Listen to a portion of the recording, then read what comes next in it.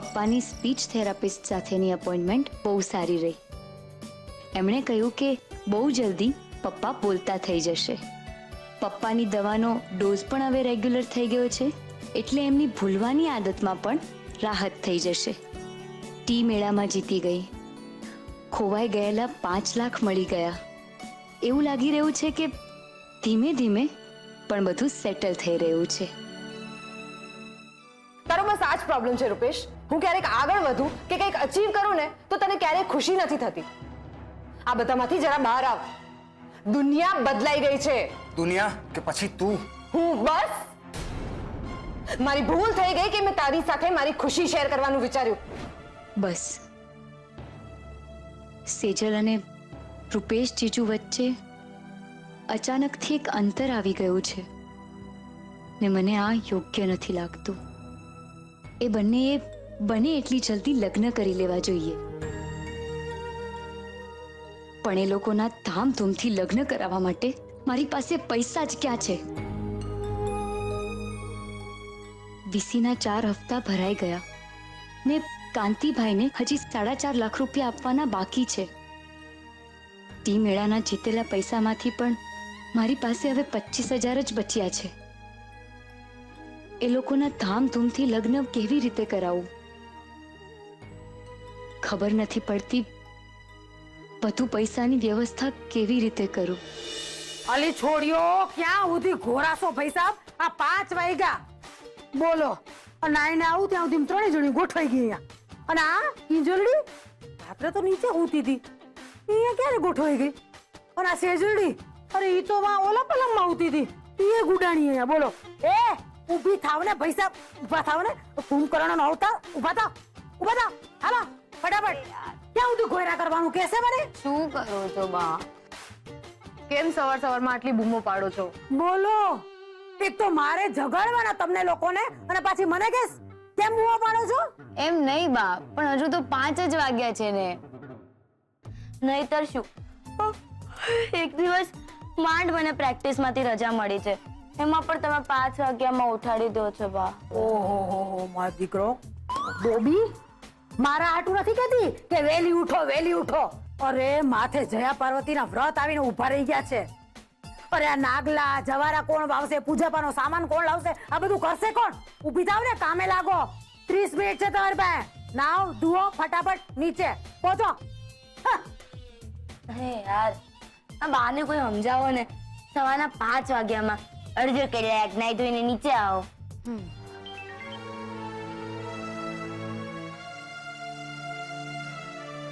Thank God ઉત્કર્ષ કે તે phone ઉપાડ્યો. સૌથી પહેલા તું મને એમ કે તું ઠીક છે ને?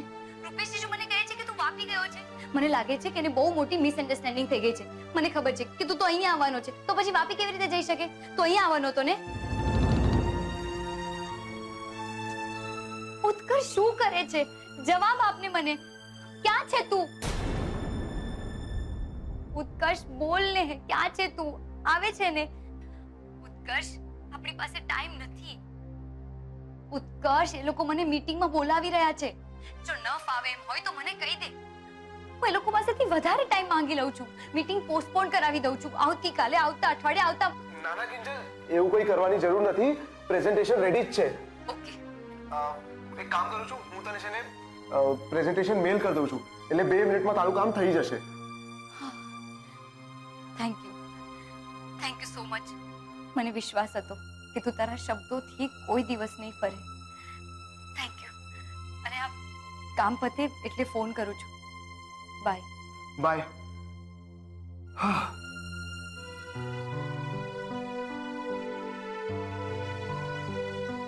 મોહિતભાઈ, આઈ એમ રિયલી સોરી કે તમને રાહ જોવી પડી, પણ બસ 2 મિનિટની અંદર અંદર મારું પ્રપોઝલ મેલમાં આવી જશે. હવે આપણે જઈ શકીએ છીએ. જઈએ? પ્લીઝ.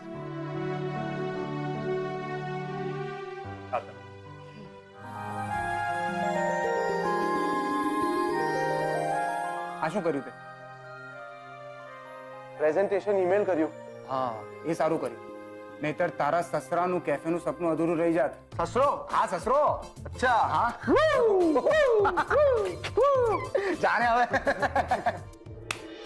અરે રે, આવું કઈ થોડી હાલે તે રાંદલમાં વખતનો સામાન જયા પાર્વતીમાં વાપરી નાખો. અરે ભગવાન, એટલું સમજાવી એને કે નવી વસ્તુઓની ને સામાનની યાદી બનાવવી પડે ત્યારે જઈને સમજી. કાગળ પેન ક્યાં મૂક્યા છે છોકરીઓએ, એકે વસ્તુના ઠેકાણા નંબરે. અરે હા ભવાની, ઓલે દાડે દાંતીઓ હોતી હતી ત્યારે ખાનામાં જોયા હતા. વાંચ હશે, હોય તો હારું, નતર એને પગ આવી ગયા હશે. અરે આ છે આ શું છે?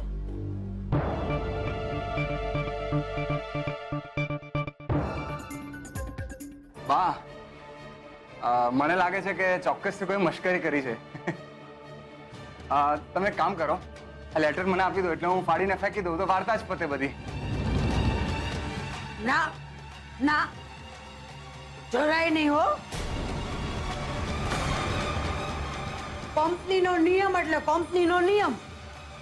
એમાં કીધું છે ને કે પરબીડિયામાંથી જે કાંઈ નીકળે એને મોટેથી વાંચવાનું. વાંચવું પડે એટલે વાંચવું પડે, એમાં કઈ ન થાય.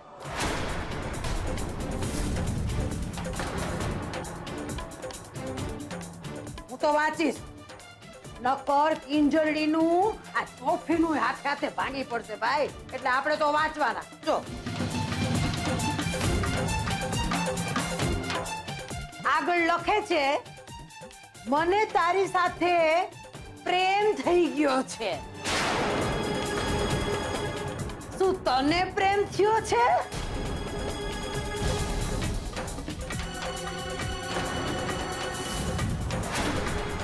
શરમ ને તો નેવે મૂકી છે, નેવે. વ્રતના નામે આવા જતી.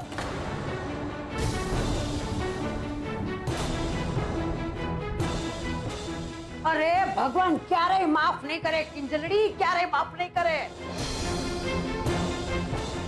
હવે ખબર પડી. લીલાબેન, અલી એ વસુધા, ઓલા પોસ્ટર છે ને કાંઈ એમ નમ નહોતા લાગ્યા.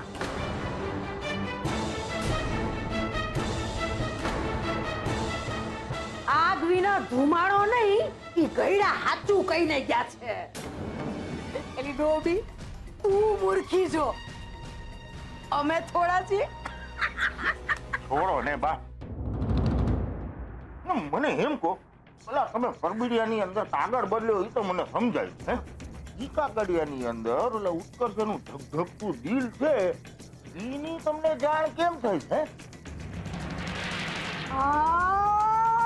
પૈકડું, બરાબર પૈકડું. બહુ સાણો છું તું. 100% મારી ટ્રેનિંગ બોલી રહી છો. આમાં સાંભળ, ઉડા અહીંયા સંભળાવું તને. જો એમાં થયું એવું, ઈ બે જણાના ફોન ઉપર મેસેજ તો હાલતા જ હતા દિવસ ને રાત. એમાં ઓલી કિંજલજીની ડાયરી ઈ મારા હાથમાં આવી ગઈ. ઈ ડાયરી વાંચતાની હાથે અમારા ડોળા છે ને ચક્કર વકડ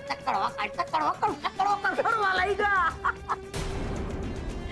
એમાં મેં જોયું કે ઓલો ઉત્કર્ષિયો એ ગુલાબી રંગનું પરબીડિયું ઓલી ડાયરીમાં મૂકી. કે ઈ પરબીડિયું ખોલીને હું વાંચ્યું નહીં તો મને પાપ ન લાગે. લાગે, બોળું પાપ લાગે બા. અને આ જાસૂસીનો ધર્મ અબડા ઈ જુદું. તાય હું પછી તો તું જોઈ લે, જાણે કે મીંદડી આમ ધીમા પગે છાની માની ચાલતી ડાયરી બધી પોઈતી. અને ધીમેથી હરફની જેમ અંદરથી ને કાગળ હરકાવી લીધો અને સીધી પોઈગી એવી જગ્યાએ કે જ્યાં મને કોઈ જુએ જ નહીં. મારી તાપી નગરની રાણી, અરે વાહ, તને મારા મનની ઠકરાણી બનવું ગમશે? ઓહો, કેમ નહીં બનવું ગમે ભાઈ? ગમશે ને. પોસ્ટર ઓછા હતા તે હવે આ ભાઈને કંકોત્રી છપાવવાના કોડ જાયગા છે. છપાવ ભાઈ, કંકોત્રી છપાવ. પણ આ ભવાનીના આશીર્વાદ વગર તારું ગાડું થોડું આગળ હાલવાનું છે. હે વાહ બા વાહ, તમે તો શું ગાડું ચલાવ્યું છે હે?